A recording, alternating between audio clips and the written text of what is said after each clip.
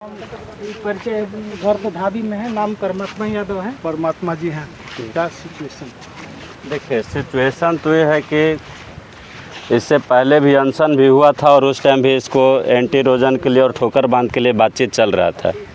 पर हम लोग अभी हाल फिलहाल का पिछले साल का ही घटना है कि जवैनिया में सब कुछ जब दह गया बह गया तब सबका जो नींद है वो खुला। तो यहाँ भी जब अभी देख रहे हैं कि एकदम गांव के किनारे यहाँ से 200 मीटर भी जब नहीं बचा है तब ये बोरी डला रहा जो कि 1 महीना भी नहीं टिकेगा।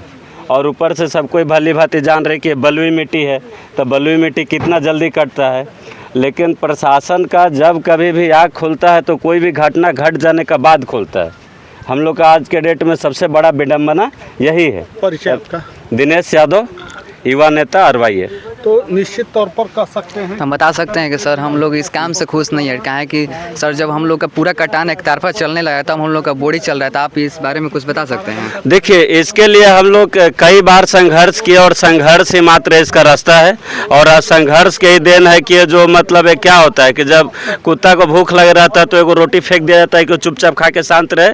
तो जस्ट हम लोग को समझिए कि ये मानवता पे यही है कलंक सर कि यहाँ पे गांव में दहने बहने के कगार पे और एक झूठ-मूठ का बचने के लिए बोरी डाला जा रहा है। यही चीज़ यदि अभी बाढ़ के सीजन से पहले हुआ रहता तो सब कोई आराम से स्थिर से रहता।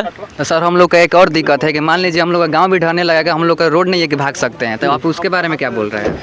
देखिए जो रोड है वो वाला आपका रोड का भी समस्या हम लोग का भी संज्ञान में है। और बराबर जितना हमको लगता है कि ढाबी का रोड जितना ट्रेंड कर रहा है पूरे ब्रह्मपुर विधानसभा क्षेत्र या ब्रह्मपुर बक्सर में कोई और रोड ट्रेंड में नहीं चल रहा है। इस क्षेत्र में शाहाबाद में 2 ही रोड ट्रेंड में चलता है, एक धमौल गांव का और एक ढाबी गांव का। लेकिन दुर्भाग्य है कि यहाँ पे चाहे पक्ष हो या विपक्ष हो इस बात पे कभी केवल राजनीति छोड़ा के कभी संज्ञान लेने का काम नहीं करता है।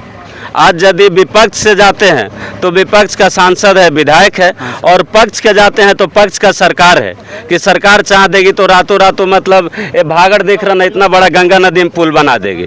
लेकिन वो चाहती है कि मतलब हम लोग तड़पते रहे, तरसते रहे और जो चिल्लाते रहे और आके अपना राजनीति रोटी जो है वो सेकते रहे। तो हम लोग का विधायक तो मतलब झूठा वादा कर देते हैं कि हाँ होगा, लेकिन करते नहीं हैं।